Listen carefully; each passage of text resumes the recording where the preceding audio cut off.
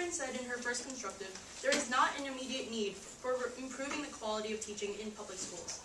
This is why we negate the resolution, resolve that the U.S. federal government should enact a policy to significantly improve the quality of teaching in all public schools via one or more of the following areas: compensation, tenure job security, teacher training certification, and evaluation.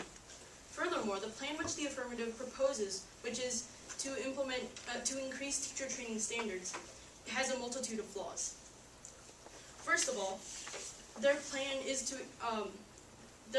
simply impractical logistically because there is no way a significant amount of teachers can be educated better in teaching. The cost of this policy would also be really staggering, and especially in this economy, it is not something that Americans would be gladly paying for. In fact, the time it would take to improve the whole system of teacher education would be much too long and would not reap enough benefits in that time period to be considered viable. Also, Elizabeth Green wrote in the New York Times Magazine that while study after study shows that teachers who once boosted student test scores are very likely to do so in the future, no research has shown a teacher training program to boost student achievement. Many people agree that there is basically zero progress in improving teacher quality and American education in general with teacher training programs. Additionally, teacher training schools would most likely require practice schools, as the affirmative mentions, for teachers to teach at, and would also require actual students to be taught. So, what kind of student would want to be educated by a low-level, in-training teacher that has little to no experience? No student, obviously.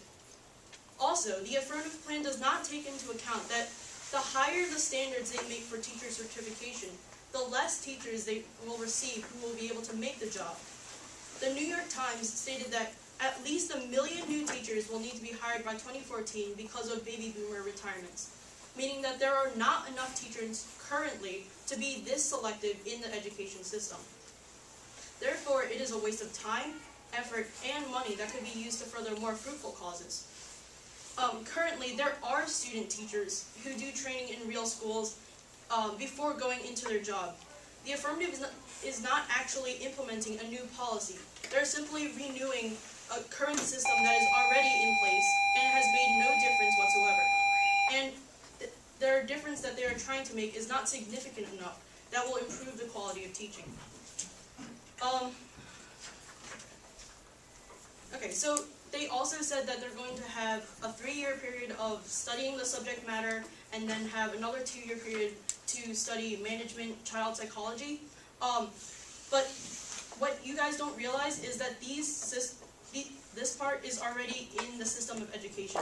It's already part of U.S. education and teacher training in general.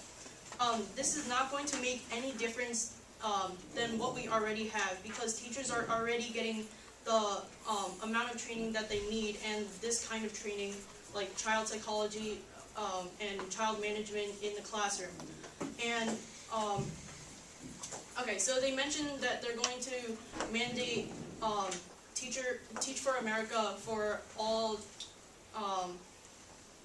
teachers going into the teaching profession. But TFA is already a system that's in place, and studies have shown that no training actually helps it, and there are so many people and organizations that have put money and a lot of effort into TFA, but nothing has actually come out of it.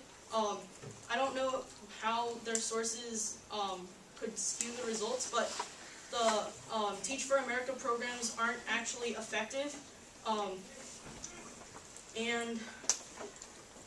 Going back to what Catherine said, teachers are not the main problem of U.S. education in general. There are other influences, so you can't completely depend on teacher training programs to completely improve the quality of teaching in public schools in the United States. There are other factors like parental involvement and just the socioeconomic status of the families of the children who are in the schools anyway, and this is why you have to vote negative.